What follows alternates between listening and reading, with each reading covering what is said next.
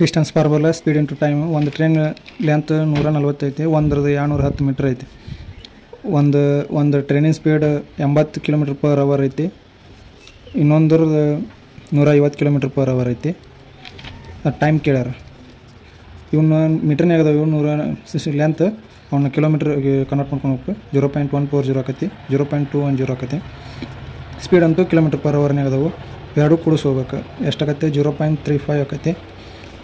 Train ಒಂದು ಡೈರೆಕ್ಷನಾಗ ಹೊಂಟು ಅಂದ್ರೆ 150 - 80 ಮಾಡ್ಕೋಬೇಕು. ಇದನ್ನು ಅಂದ್ರೆ 70 km/h ಬರ್ತೈತಿ. ಇಲ್ಲಿ ಟೈಮ್ ಕೇಳ್ಯಾರ.